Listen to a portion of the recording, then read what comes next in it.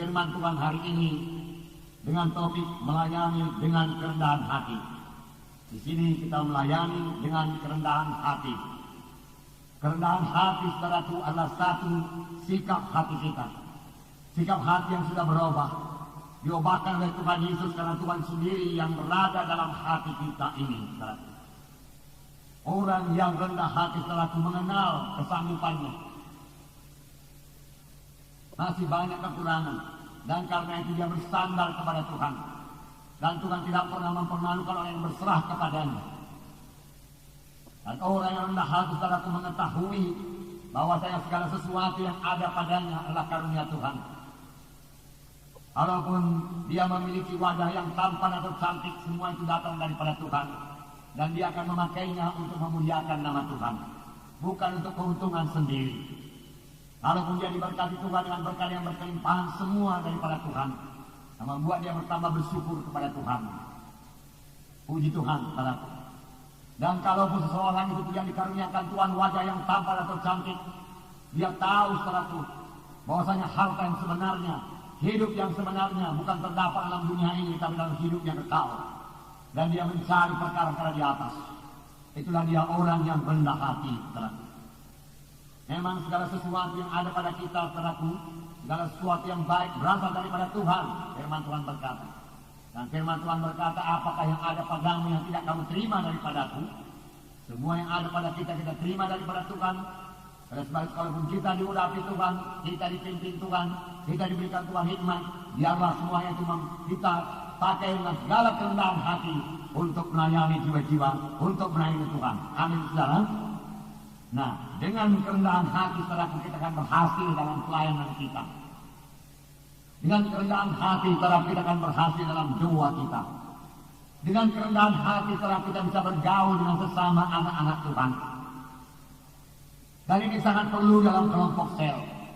Kalau seorang pemimpin kelompok sel cukup rendah hati, saudaraku, dia bisa mengenal semua anggota-anggotanya dalam kelompok sel tersebut.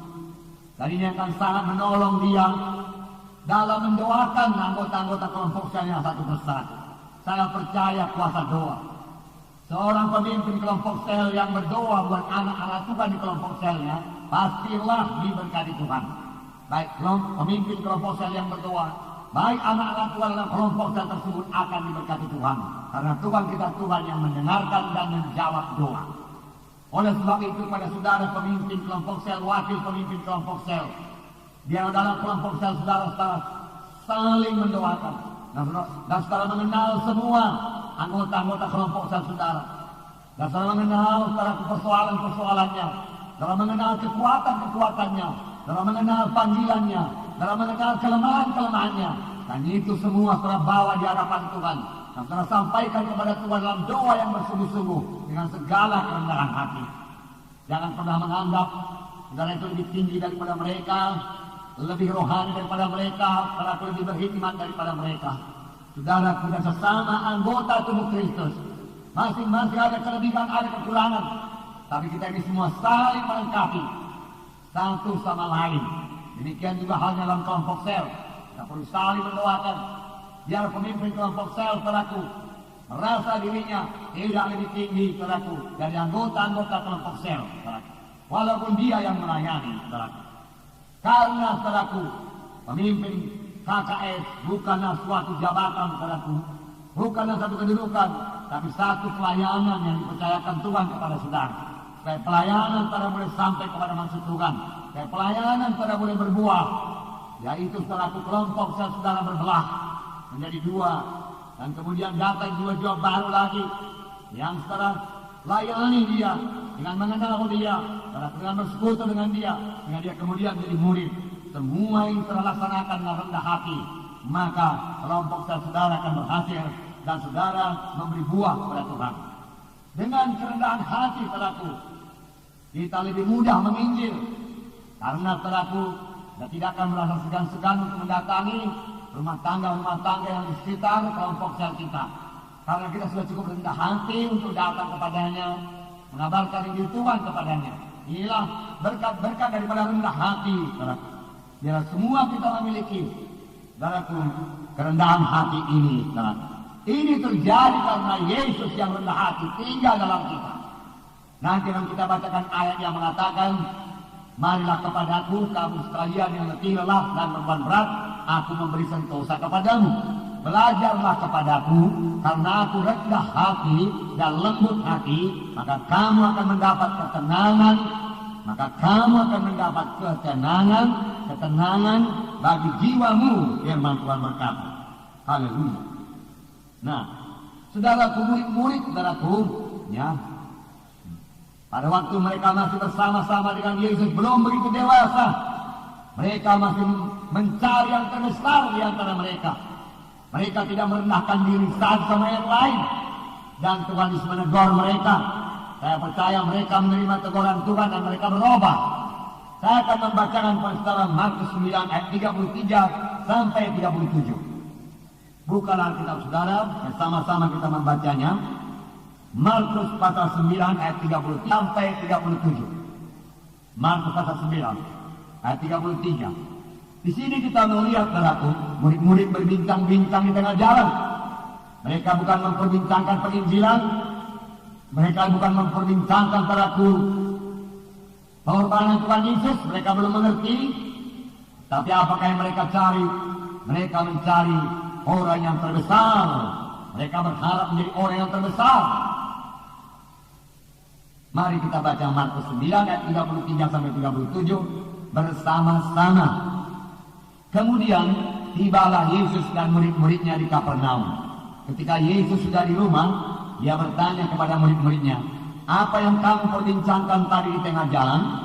Tetapi mereka diam. Sebab di tengah jalan tadi mereka mempertengkarkan siapa yang terbesar di antara mereka. Lalu Yesus duduk dan memanggil ke-12 murid itu. Katanya kepada mereka, jika seseorang ingin menjadi yang terdahulu, hendaklah ia menjadi yang terakhir dari semuanya dan pelayan dari semuanya. Maka Yesus mengambil seorang anak kecil dan menempatkannya di tengah-tengah mereka. Kemudian ia memeluk anak itu dan berkata kepada mereka, barang siapa menyambut seorang anak seperti ini dalam namaku, ia menyambut aku. Dan barang siapa menyambut aku, bukan aku yang disambutnya, tetapi dia yang mengutus aku. Sini telah sementara berjalan bersama-sama dengan Yesus, murid-murid mempertengkarkan siapa yang terbesar di antara mereka. Sampai di rumah, Tuhan Yesus bertanya kepada mereka, apa yang kamu perbincangkan tadi tengah jalan? Mereka diam karena mereka sadar, mereka malu. Mereka tahu bahwasanya yang mereka perbincangkan itu tidak layak. Kerap kali kalau kita datang di bawah kaki Tuhan, kita menjadi sadar akan kekurangan kita, kita menjadi sadar akan dosa kita. Dalam hal yang paling baik adalah kita bertobat. Demikian juga murid-murid ini, Yesus mengasihi murid-muridnya. Seolah-olah Tuhan berkata, boleh kamu menjadi besar. Kebesaran yang sejati dalam dunia ini, kebesaran yang sejati terdapat dalam surga. Biarlah kamu mencapai kebesaran yang sejati, dan aku menerangkan jalannya kepadamu, Tuhan berkata. Dan Tuhan sedang menerangkan jalannya kepada murid-murid ini. Di mana Tuhan berkata, jika seorang ingin menjadi yang terdahulu, hendaklah ia menjadi yang terakhir dari semuanya dan pelayan dari semuanya. Siapa yang mau menjadi terbesar, Tuhan berkata, dia harus menjadi hamba.